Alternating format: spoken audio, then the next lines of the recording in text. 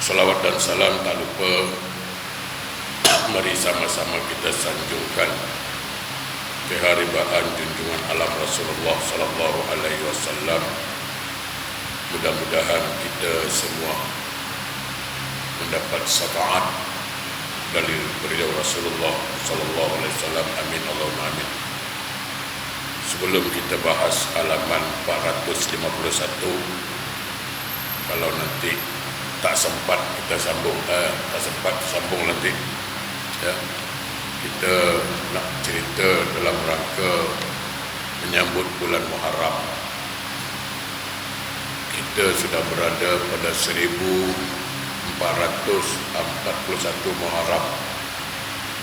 Memang kalau bulan Arab ni jarang orang ingat, jarang orang hafal. Selepas Muharram apa lagi? Rabiul Awal, Rabiul Akhir, Jumadil Awal, Jumadil Akhir, jarang orang hafal. Kenapa bulan Arab jarang hafal? Karena tak ada gaji. Tak ada gajian. Kalau ada gaji mungkin mudah ingat kita. Kita gaji Januari, Februari, Maret, April, ya kan? Ingatlah karena ada gaji. Bulan Arab tak ada gaji, ni pasal lupa. Tanya Haji Hashim. Nah, baik. Saya ingin menjelaskan satu peristiwa yang terjadi pada hijrah Rasulullah sallallahu alaihi wasallam, yaitu sesampainya Rasulullah sallallahu alaihi wasallam di Madinah. Ini cerita sampai di Madinah. Rasulullah mendapat sebuah soalan,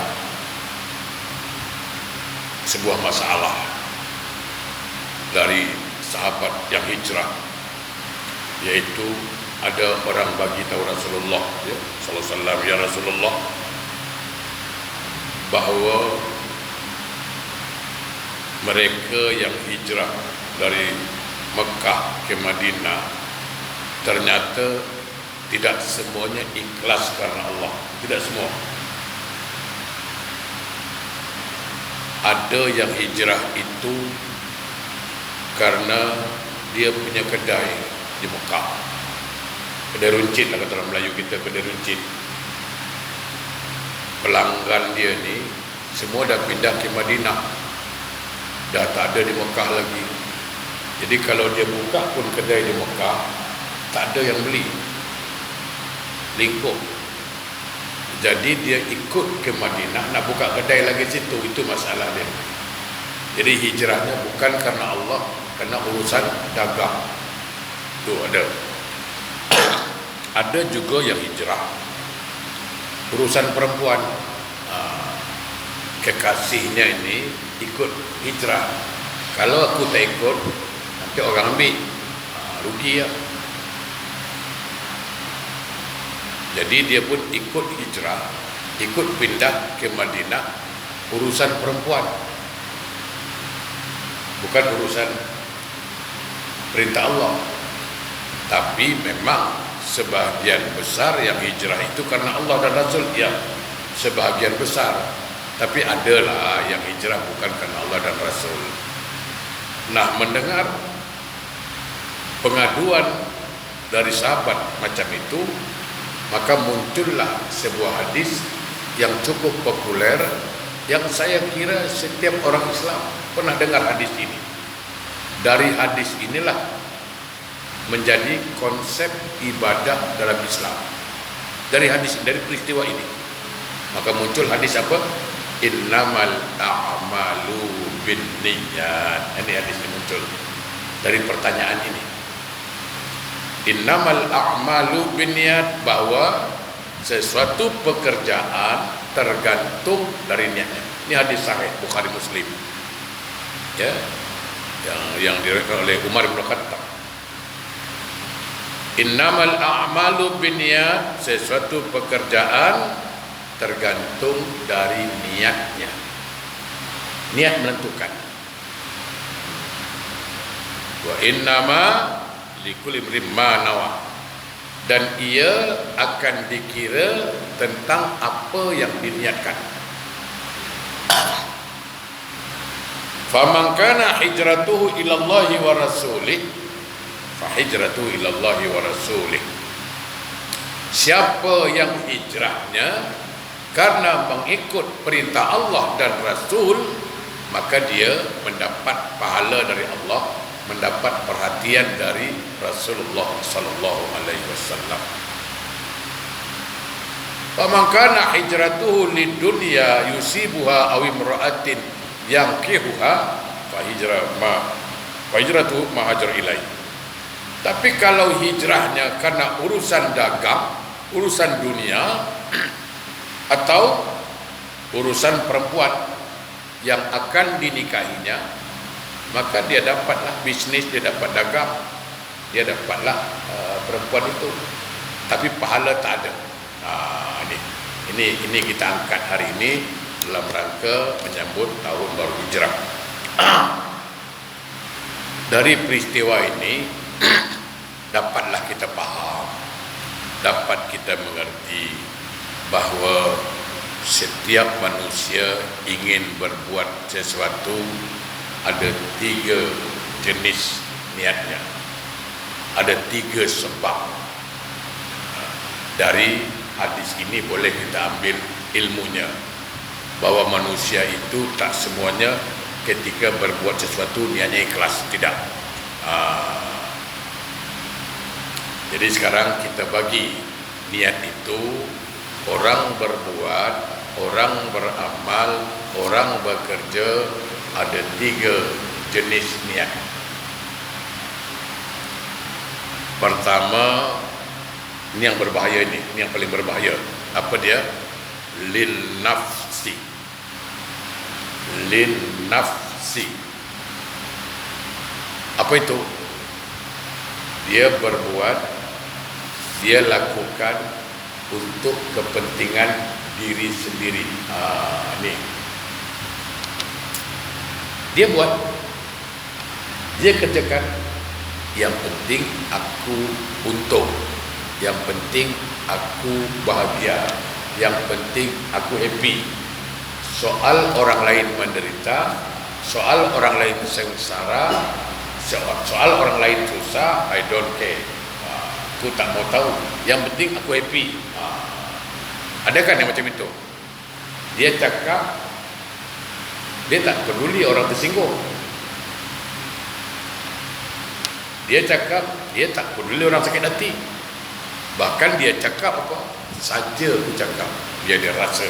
Itu dia. Ada kan begini? Ini disebut lin nafs.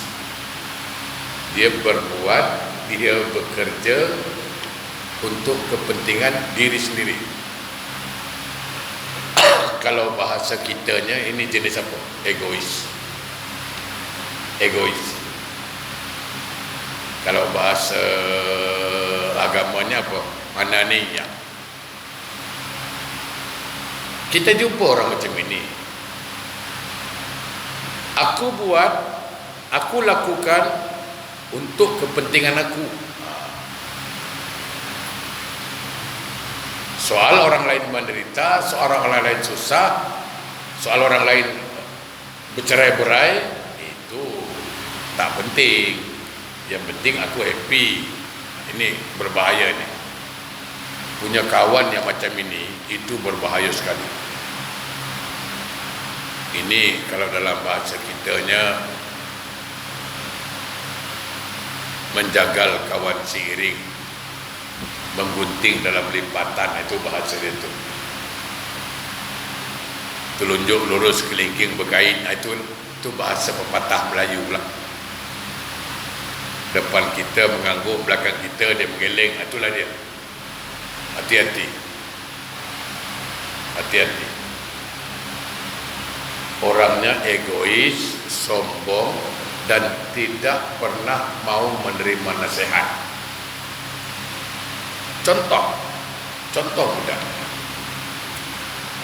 Dia barangkali ada masalah lah dengan seseorang. Dia sanggup buat apa saja janji aku puas. Ada kan? Dia fitnah orang tu sampai berhenti kerja. Dia gosok orang tu sampai rumah tangganya hancur. Ada. Yang penting aku happy. Ini lin nafs. Orang yang macam ini, kalau dalam bahasa Qurannya ayatnya ada apa? A'udzubillahi minasyaitonirrajim. Khatamallahu ala qulubihim wa ala sam'ihim wa ala absarihim ghishawatun wa lahum azabun azim. Terkunci mati pintu hatinya ni, dah tak ada lagi. Yang penting aku senang. Berpuluh-puluh tahun orang berumah tangga, karena dia dengki boleh dihancurkannya. Nak dapatkan satu benda, ya kan, kawan pun dia makan, kawan makan kawan kata orang sekarang. Itulah dia. Tak usah jauh-jauh lah. Contohlah, katalah saya dengan Pak Imam baik, Pak Imam cakap apa pun okey, Pak Imam sering tolong saya. Tapi kalau saya jenis linafsi, saya tidak akan pernah menghargai apa yang Pak Imam kasih. Kalau datang linafsi saya akan buat apa yang saya suka. Itu kan berbahaya tu. Makanya muncul apa? Sakit hati kita. Apa yang terjadi? Kita pun akhirnya cakap apa? Tak sangka. Orang yang kita anggap baik, yang sudah kita tolong, akhirnya macam itu. Kenapa? Karena hatinya mati.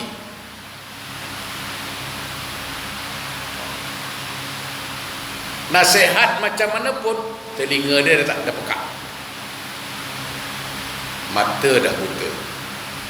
Itu azab Allah je. Ini satu. Lin nafs. Dia berbuat, dia bekerja, yang penting aku happy. Bayangkan kalau dapat isteri macam ini, macam mana? Ini tak usah cerita orang lain.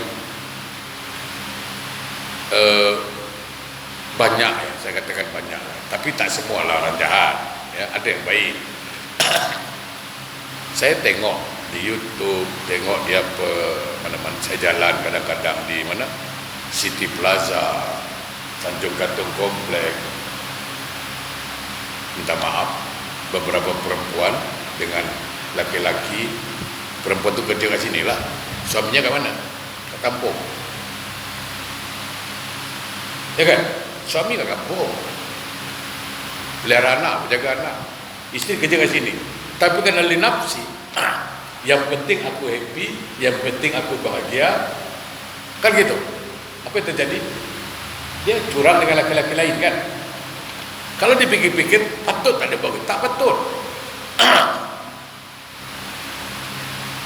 Lebih sedih jawapannya apa? Jawapannya lagi kurang ajar. Nasihat dia, tahu jawapannya apa? Pak Imam kalau dengar jawapan dia, macam nak tampar mulut dia. Betul lah Jasib, kalau dengan nasihat dia mungkin macam nak ringan tangan. Kita cakap baik-baik, awak kerja di sini baik-baik, cari duit yang halal. Okey? Ada suami, janganlah buat itu. Apa dia cakap? Senang aja dia cakap, saya tak perlu botol, perlu air aja kata. Tengok, kau ajar tak kau ajar. Saya botol tak perlu air kata. Tu, dengar tak tu? Macam nak kena penampar, takkan kena penampar dia. Botol dia di bawah, saya air dia perlu. Allahu Akbar. Ini kalau nafsu. Karena yang penting dia tak peduli orang lain tersinggung. Ni Habib selalu kenal lah ni, tolong orang selekor boleh kan. Kenapa? Yang penting aku senang, yang penting aku dapat duit. Ini linafsi. Dia punya hati, jangan cakap tak ada hati. Punya hati tapi tak punya perasaan, punya otak tapi tak punya pikiran, kan itu. Jangan cakap tak ada otak, ada. Begitu. Tak ada otak, ada otak dia. Mana tak ada pula, ada. Cuma tak ada pikiran. Tak ada hati, ada hati. Tapi tak ada perasaan. Itulah dia. Orang macam ini berbahaya.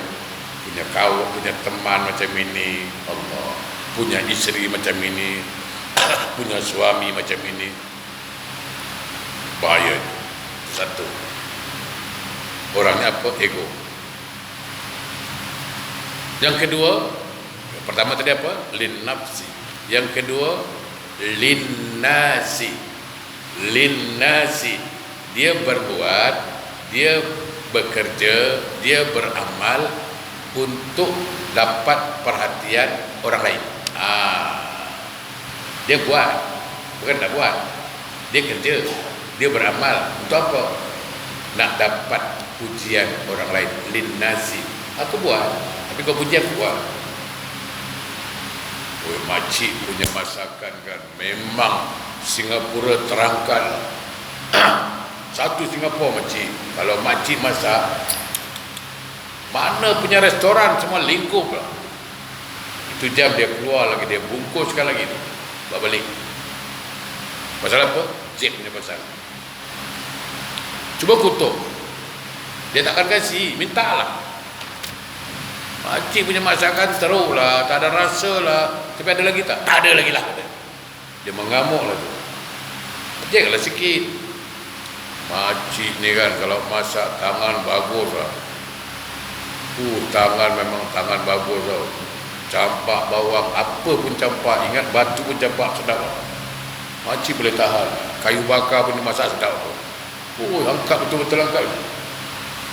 Saya ingat makcik kalau buka kedai, buka restoran, semua restoran Singapura ni kan lingkup. Itu orang punya QQ panjang dekat 2 kilo tau. Boleh tahan. Itu cek habis-habis lah. Itulah dia. Awak ni makin muda je tengok. Suka je. Ya kan? Saya selalu cakap, sebenarnya untuk awet muda ni senang. Nak muda senang. Apa? Tumbuk kencur. Tahu kencur? Kencur tau kan? Tumbuk. Dah. Pasang di badan. Suruh orang cium, pasti dah bau kencur kan? Muda lagi tu. Kan? Pasti orang cakap, alah budak bau kencur kan? Senang lah.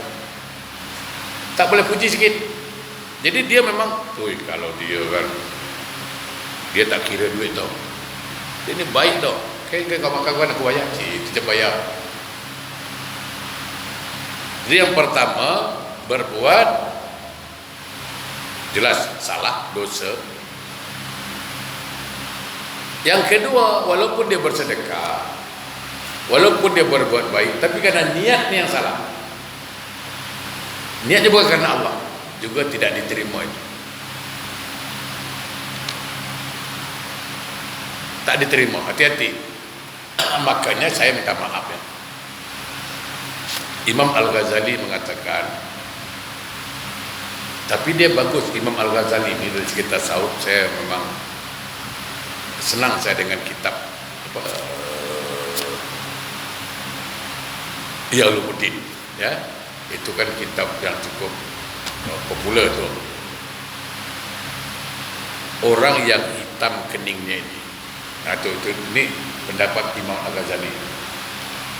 Sebaiknya jangan. Kenapa? Dikhawatirkan karena hitam kening ini memunculkan riak, memunculkan bangga. Okay? Kalau itu yang muncul, rasa bangga, rasa riak, akhirnya apa yang terjadi? Dosa juga. Okey. Lalu ada orang cakap, saya ikhlas. Hitam ni saya ikhlas. Orang nak puji ke, gasaklah. Tak puji pun tak apa, aku ikhlas. Imam Al-Ghazali cakap, betul. Dia ikhlas, betul. Tapi orang lain berdosa pasal dia. Kenapa? Orang asal mengumpat.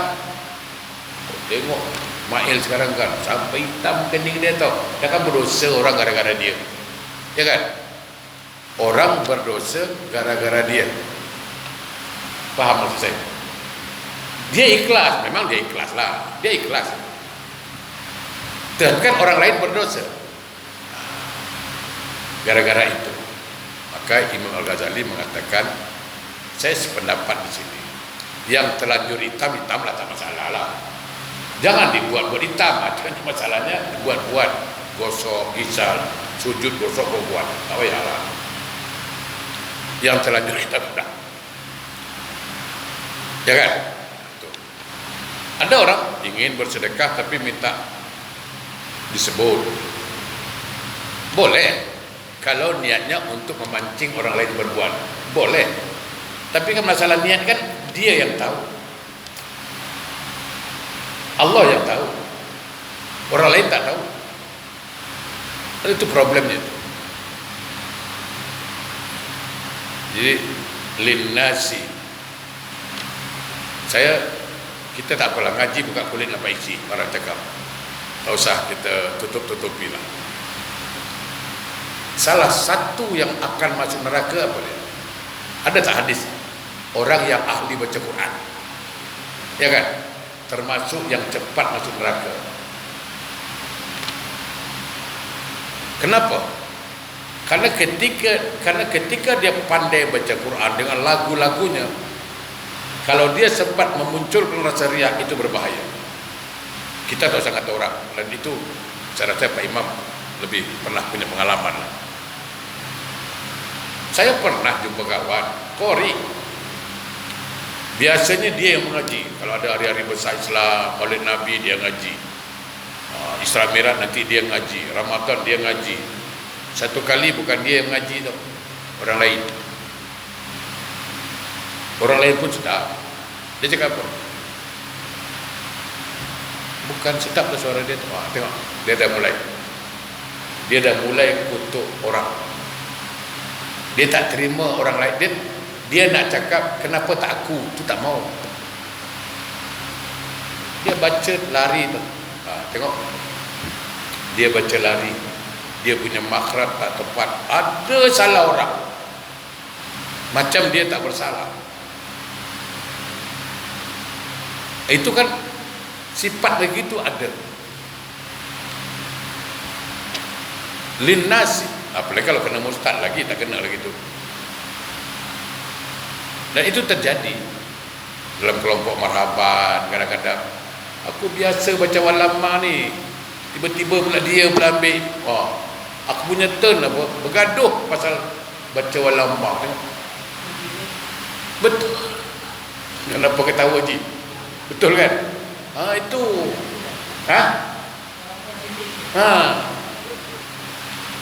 pasal dia punya tu bacaan tu, dia punya piau bacaan dia tu. Ini apa? Linnasi. Dia berbuat, dia beramal kerana mohon perhatian orang. Ini tak ada nilai. Allah mengatakan apa? A'udzubillahi minasyaitonirrajim. Wa ma umiru illa liya'budullah mukhlisina lahuddin. Kata Allah, aku tak suruh engkau beribadah kecuali ikhlas. Kalau tak ikhlas tak payah buatlah. Itu imam baca doa sekali bukan dia boleh baca pun komplain. Ya, saya selalu jumpa gitulah. Ada. Ini kan sifat-sifat begini ni artinya apa? Dia belum menghayati arti kata amal soleh. Orang kalau ikhlas tu, orang puji ke tak puji tak masalah. Tuh. Kalau dalam bahasa orang tua dulu apa? Ini contoh. Dia merasa dia pandai, dia merasa dia boleh. Kebetulan orang tak pakai dia boleh keceti. Itu tak boleh lah.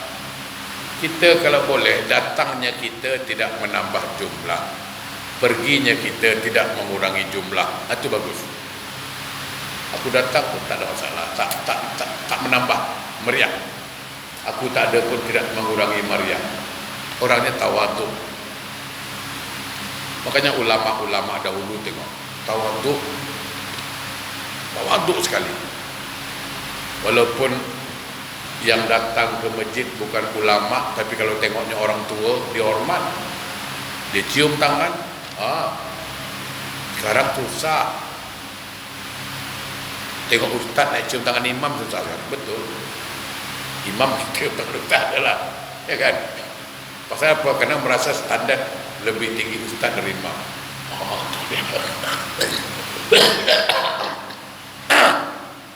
Ini bahaya ini. Linnas. Aku buat, aku kerja demi minta perhatian orang.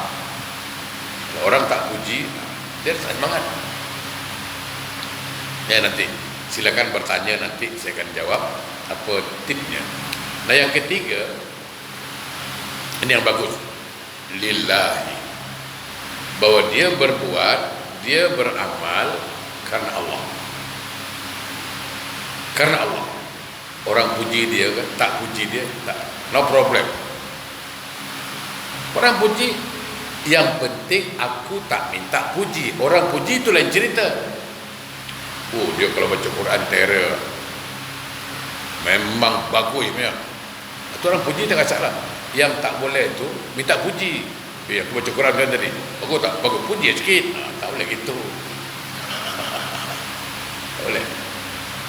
Jadi dia berbuat, dia beramal, dia bekerja ikhlas karena Allah.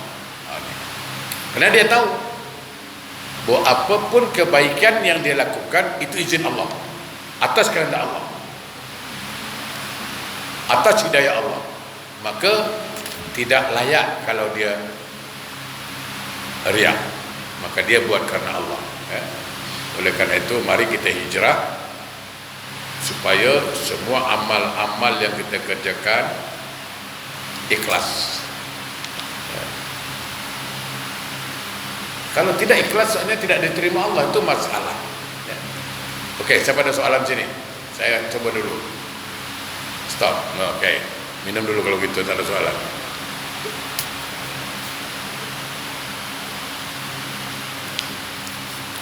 Okey, halaman 451 ya. Sedih dalam memikirkan akhirat. Jamaah yang berbahagia, perlu kita ingat balik bahawa Allah ciptakan kita untuk akhirat. Itu perlu diingat. Allah ciptakan kita untuk akhirat, bukan untuk dunia. Tapi dunia Allah ciptakan untuk kita. Kalau kita nak mengaji juga, perhatikan betul-betul. Perhatikan betul-betul betapa mulianya manusia ini Allah ciptakan.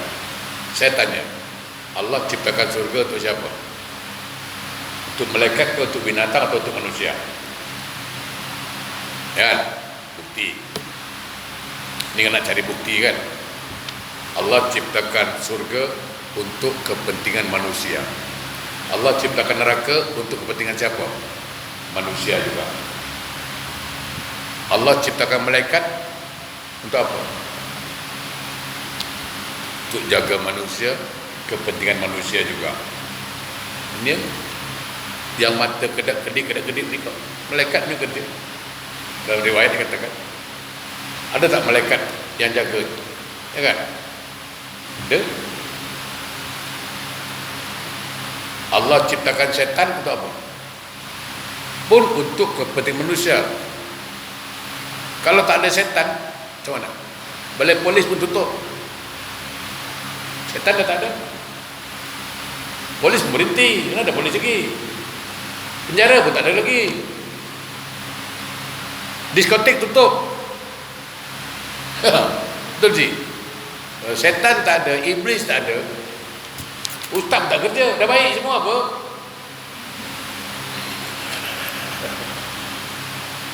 Kan? Boleh. Ha? Harap pun tutup kedai. Betul tak? Kalau setan Allah tak ciptakan, apa jadi? Balai polis tutup. Apa lagi? Penjara tutup. Diskotik tutup. Al-Kalabu Malami tutup. Allah kan. Jadi setan ni Allah buat untuk kepentingan manusia, jangan salah faham. Ujian buat kita kan. Ujian buat kita. Maka saya katakan, kalau tak ada setan macam mana? Ada setan tu. Jadi manusia ini betul-betul makhluk yang luar biasa Allah ciptakan. Kepentingannya Allah ciptakan alam ini untuk apa? Manusia. Tengok. Kadang-kadang kita, saya cerita sedikit. Ini cerita sedikit.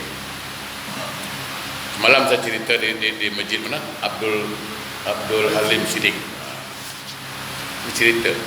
Dari cerita ni kita ambil hikmahnya lah. Ada satu hari seorang haji, kita letak nama dia Rahmat, Haji Rahmat. Haji Rahmat. Haji kata saja. Tak apalah, Haji Rahmat, senang. Haji Rahmat ni punya kedai kacamata tau. Dia punya kedai kacamata. Nah, waktu memperingati hari kelahirannya, ulang tahun kelahirannya tu yang ke-60, dia berniat tau. Dia niat apa? Besok dia niat alhamdulillah besok ulang tahun dia ke-60. Besok siapa yang datang pagi-pagi, siapa yang datang pertama sekali ke kedai aku belanja kacamata, aku kasih free. Kasih free. Dalam rangka memeriahkan ulang tahun yang ke-60. Dia pagi buka kedai. Tunggu punya. Ada satu hamba Allah masuk. Tengok. Apa kata Haji Rahmat? Alhamdulillah, awak beruntung. Awak memang hari ini punya rezeki bagus. Dia pun bingung. Kenapa Pak Haji? Karena saya hari ini genap 60 tahun umur saya. Dan saya berniat, siapa yang pertama sekali datang kedai nak beli kacamata, saya kasih free. Awak boleh pilih mana-mana. Orang cakap free, kita kalau dia cakap free macam mana? Mestilah pilih yang bagus. Awak pilih mana satu? Dia pilih yang cantik. Tengok satu kacamata cantik. Ini berapa Haji? Ini harga, ini boleh tahan, ini $3,000 ni. Mahal Haji. Tak boleh free lah ni kalau 3,000 kan. Tak apa, saya dah niat. Tak boleh. Ambil. Awak suka ni? Tapi ni mahal Haji. Tak apa. Baiknya Haji. Itulah kita kan. Baik Haji ni. Tak apa, dia membungkus, pakai cantik. Ya kan? Ini $3, itu $3,000. Lain lah. Ya kan? Dia balik rumah, dia panggil isteri dia. Sini dek. Ada apa bang? Abang hari ini kan memang rezeki bagus tau. Haji tu baik. Haji mana bang? Haji Rahmat yang kedai kacamata tu.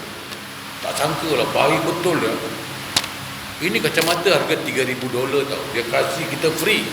Dia kasih abang free. Bang, baiknya Haji Rahmat. Bukan main. Baik. Pergi kedai kopi cerita. Tadi pagi kan aku pergi kedai kacamata Haji Rahmat. Kasih dia $3,000 punya kacamata tu. $3,000 tu kacamata. Dia kasih free je. Semua cakap, baiknya Haji Rahmat tu. Baik lah. Semua orang cakap baik. Hari-hari puji dia, baik. Baguslah. Tapi sayangnya orang ini lupa. Apa dia? Engkau orang kasih kacamata, engkau baik, cakap orang baik, kau puji orang baik-baik. Kacamata ni berfungsi kalau ada mata. Betul tak? Betul.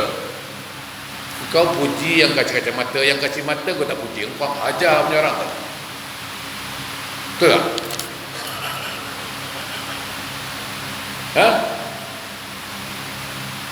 Yang kasih kacamata kau puji, bulan-bulan kau puji, pagi, petang, siang, malam kau puji, mana duduk kedai pun kau puji. Itu yang kasih kau mata, hari-hari kau tak pernah puji pun. Apa nak jadi kita ni? Itulah manusia sekarang, ya kan? Tu doktor baik, dia injek sehat, bagus, baik. Kau doktor baik, yang kasih sehat kau tak tahu siapa. Itulah manusia kadang-kadang. Pujilah yang kasih kacamata, tak masalah, pujilah, bagus. Tapi kan ada yang lebih layak dipuji yang kasih kacamata apa? Ya kan? Aku kerja kat Cina tu baik, banyak kau punya baik. Kalau Allah tak kasih rezeki dari mana? Saya selalu cakap, kita kerja ini, ya kan, adalah jalan untuk mendapatkan rezeki itu. Yang itu memang kita punya kok, cuma caranya. Okey, ini contoh. Haji Ismail kerja satu company Jepun, ya kan? Ini jalan Allah kasih untuk mendapatkan rezeki dia lewat company ini. Okey, sekarang dia kena buang kerja. Kalau dia kena buang kerja, rezeki dia habis ke? Stop ke rezeki dia? Tidak. Rezeki tetap ada.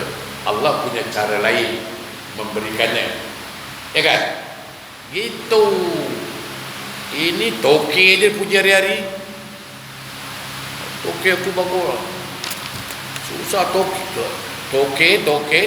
bagus. Itu yang ciptakan toke kau macam mana?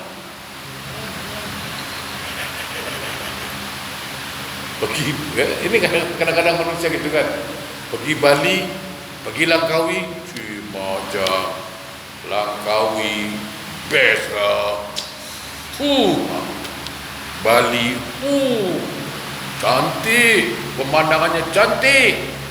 Kalau kau puji Bali, puji Langkawi, kau lupa siapa yang ciptakan Bali itu, siapa yang ciptakan Langkawi itu yang berhak.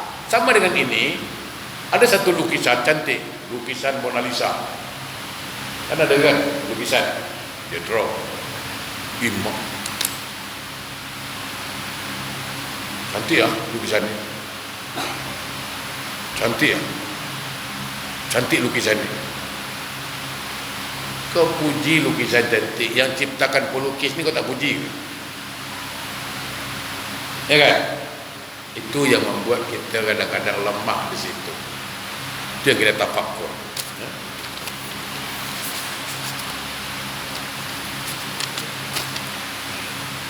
Jadi kita untuk akhirat, maka dalam Al-Quran surat Al-Hasr ayat 18, A'udzubillahi minasyaitonir rajim. Ya ayyuhallazina amanu wal tanzur nafsum ma qaddamat lighad. Wahai orang-orang beriman, hendaklah berfikir, lihatlah, rencanakanlah apa masa depan yang lebih panjang hari esok akhirat. Karena kita untuk akhirat bukan untuk dunia. Kita asyik mikir 20 tahun yang akan datang, masa depan aku kalau dah pencen. Saya heran lah orang Singapura ni, kalau dia tak kerja macam mana? Aku masa depan aku kena jaga tau. Kenapa? Kalau aku dah tak kerja, kau masa depan 20 tahun, 10 tahun kau fikir. Masa depan yang panjang akhirat tu yang penting. Asyik fikir yang 20 tahun yang boleh. Allahu Akbar. Orang itu takkan mati selagi rezekinya ada. Percaya saya katakan. Al-Faqih menuturkan dari Muhammad bin Al-Fadil, dari Muhammad bin Ja'far, dari Ibrahim bin Yusuf, dari Sufyan, dari Ja'far bin Burqan, dari Sabit bin Al-Hajjaj, dari Umar bin Al-Khattab, ia berkata, timbanglah dirimu sebelum ditimbang, hitung-hitunglah amal perbuatanmu sebelum dihitung, dan bersiap-siaplah untuk menghadapi persidangan yang paling besar, yaitu pada hari kiamat. Pada hari itu tidak akan ada yang tersembunyi daripada sesuatu yang sangat samar. Timbanglah dirimu sebelum ditimbang. Artinya apa ini? Amal. Nanti akan ada timbangan neraca keadilan, atau dikenal dengan apa? Mizan. Okey. Ada timbangan baik, ada timbangan pahala, timbangan dosa. Okey. Cuba perhatikan betul-betul betapa Allah itu sangat betul itu sayang dengan kita, betapa Allah itu ingin kita masuk surga. Bayangkan kita menyebut kalimat la ilaha illallah saja, itu dia punya berat timbangannya itu melebihi Jabal Uhud. Bayangkan. Jadi kalau kita buat amal baik, Allah kasih berat. Supaya apa? Supaya banyak berat nanti timbangan amal. Buat dosa satu, Allah kira satu tu. Tapi kalau buat baik, dia balas 10 sampai 100 pun ada, sampai 700 pun ada. Sekarang kita timbang mana yang lebih banyak kita buat baik atau buat jahat. Cuma saya ingatkan, kalau kita buat jahat, pasti sebab apa? Dalam buat jahat tak perlu ilmu, tak perlu niat.